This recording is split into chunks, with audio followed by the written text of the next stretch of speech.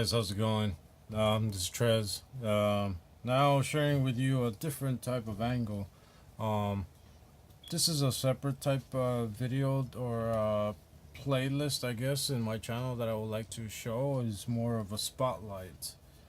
And this is talking about magazines and that obviously I've collected.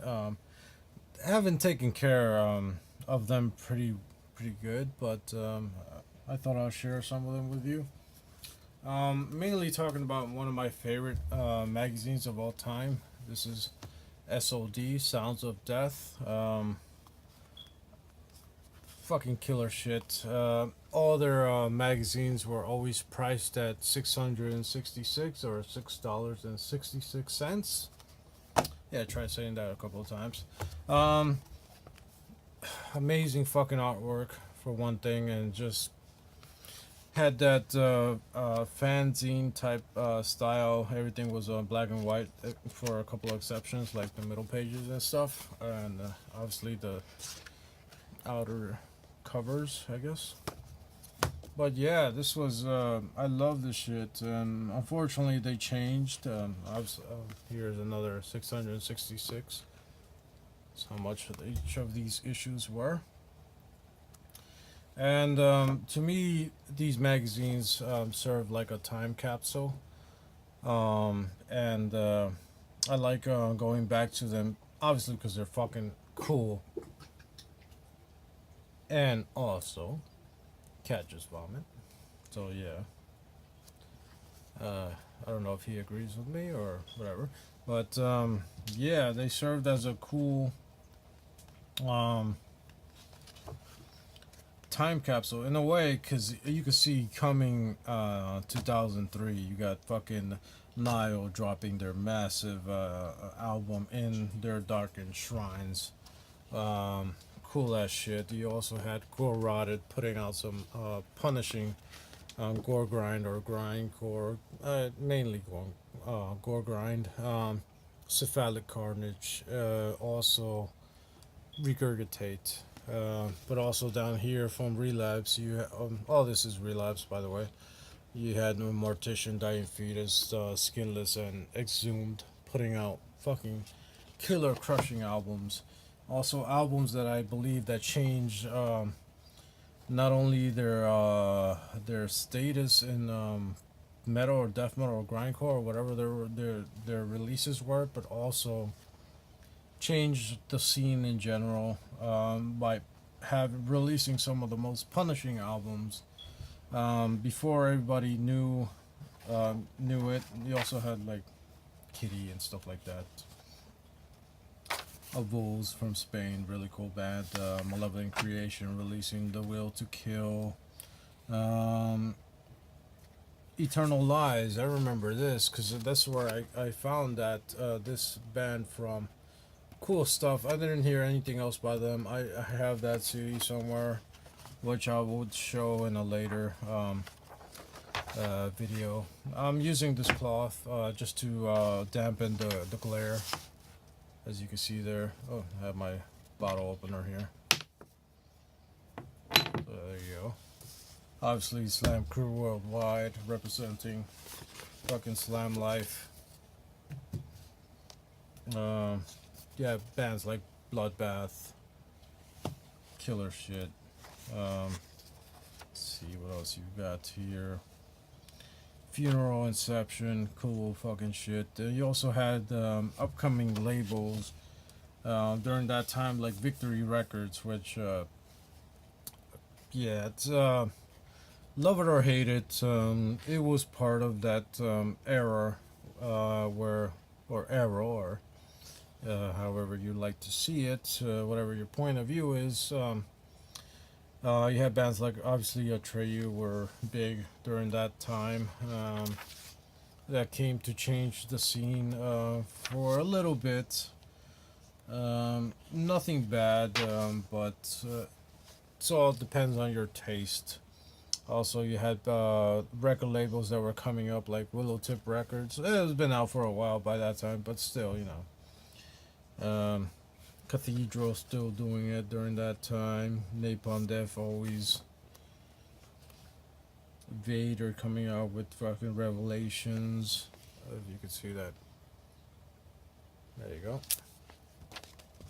Fucking Rotting Christ, fucking Bloodbath. They put I don't know if I showed that, but they show something in Bloodbath in this one. Hate Eternal, Unleashed coming out with stuff. What I mean by as a historical document, as in when these albums, let's say like Hate Eternal's King of All Kings, before this drop, they were just showing it, or sometimes giving a review on Hate Eternal, how fucking awesome these bands were. And you had in Hate Eternal, you had an amazing bassist, his name was Jared Anderson, who passed away unfortunately, but was in Morbid Angel at some point. But he would have been a great replacement for David Vincent. But obviously we know who came back, and he's fucking just fucking. I'm so happy and stoked of the new Morbid Angel, hopefully coming out this year or maybe next year. But cheers, by the way. Limbotic Art, Ulang Chi dropping their shit. And there you go, Internasign. This is one band that Jared Anderson was.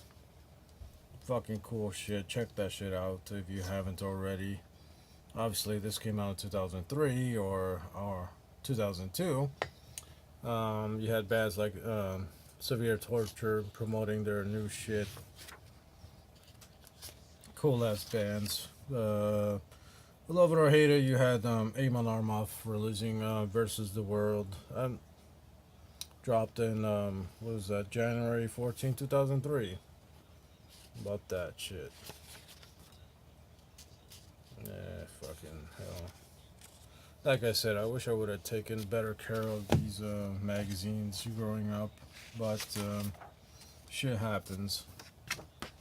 Also have Nephast here, putting their Vehemence, or whatever that band is. Really popular band during that era.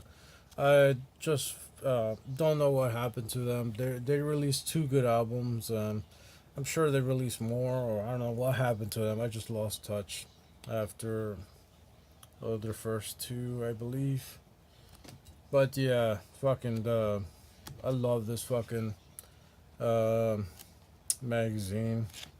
Just showed so much shit going on during that era. You had fucking Blasphemy, fucking Internal Suffering from Colombia. Check them out, please. They're fucking killer, brutal death metal. If you guys are into all that shit. So I got a funny story about this band. Yeah. But fucking killer shit. Injury. Again, just drop a comment down below and see what you think about what your favorite magazines and some of the articles that, at least for me, that's what I like to revisit. Some of the articles, how they promoted certain bands and to what that band became is just fucking killer. Awesome shit. Fucking SOD. I used to have most of these. Here's another SOD that I have. This one's been fucking seen better days, but I love it even more than the other one, just because it has all these fucked up creases and stuff. It's because I've been obviously looking at this one much more. You had bands like fucking Phobia coming out with that shit, the fucking amazing shit. Killer grindcore. What else you had back here? Unlord, Mental Horror, yeah. You have Absolute Defiance, fucking killer shit from, I think, believe Indonesia. Arch Enemy releasing their new shit, Kalma.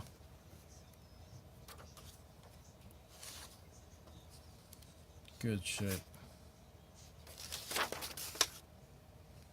That's fucking cool. Yeah, Tankard there. Awesome. Fornicator, sweet. Man of War. Fucking Black Witchery. See, all these things. That's what I love is that they're showing off fucking Black Witchery, and to this day, what these albums have become is just fucking awesome. And I love going back to these magazines and just revisiting and rereading these articles just to see what these bands have become now. Some bands are no more, and that's the cool stuff about it. That I believe that's a kind of like a time capsule. That fucking Aggressor, Imperial Sodomy, fucking cool shit. Some of these bands, their band members either have passed away or no longer there, and it's pretty cool what these bands have put out. And during that time that these records came out, the different band members that were there that all ultimately either pushed these albums and that band to promising new ascension, or or they just fell off on the radar from everybody. And that's what I like to look back on. And it's just awesome shit that like bands like this, Agor Thornia, or if, whatever I'm pronouncing that wrong. I have this. I'm sorry. I'm just gonna hit the button right there because my phone is dying. Um, cool. Really nice. During that time, at least, it was symphonic black metal. Cool stuff. Cool listen. Obviously, lock up. Awesome shit. And yeah. Oh, Soilwork. This is what I'm talking about. I'm gonna make a whole video on what I call feel good metal. At least Swedish new wave thrash, or whatever you want to call it. I call it Swedish metal, or just feel good metal, because as cringy as this might sound, I believe this was their black album, and it just everything was so good on this album. Their sound quality, everything on point. I love this album. It holds up to this day, this album, and I just this was hard for me because I wanted to add this as my favorite album covers, that video that I posted, but I was just being more of a fan than the artwork itself. Even though the artwork is beautiful to me, but yeah, lock up. Oh, like this. You gotta focus on the Unique Leader Records here. You got fucking Disgorge, Mortal Decay. Then you have the obviously Deeds of Flesh, Plaima, Deeds of Flesh, Disavowed, another Deeds of Flesh album, Necronomicon. And in the back part of this page, you also had a sampler that was released. I believe I still have this thing, a compilation of all Unique Leader bands back in the day. Now there are just so many of them, and these are some of their previous bands. You got the Scorch, Mortal Decay, Agile, whatever. These are Flesh, Disavowed, Necronomicon, Plaima, Killer, fucking Suffocation Worship, and European Suffocation. Don't believe me? Check out their CD if you have it. If you own it, it even says their selves itself, European Suffocation. The answer to suffocation to Europe, I guess. And this is what I love. This is what I mean by a time capsule, and for things to come, like advanced tracks from unique upcoming Unique Leader artists. Severed Savior, fucking Decrepit Birth, even though we all know how big Decrepit Birth is now, and Spawn Possession, which they quit this year, and that's unfortunate, but it's cool to see that stuff. And yeah, this is just part one. I'm gonna continue in part two because will end up being way too long. Suspiria there, Dimmu Borgir, when they released that big fucking upside down cross folding DVD dissection when they released their that was their fucking re-release. Like I said, if you leave a comment down below and tell me what your favorite magazines were, or just what do you think about this being like a time capsule, I guess. And if you read back on these articles, some of them are obviously hit or miss, but some of them were more depends on what other magazines you listen to. Like I'll show you more here. Put this aside. Got Terrorizers, Job for a Cowboy. This is obviously for when Job for a Cowboy was pretty popular and shit. Got the dude from fucking what do you call it? Children of Bodom, Deicide, all that good shit. Obviously, Cannibal Corpse releasing their new stuff. You got Power Metal Special. That's when these guys were blowing up, and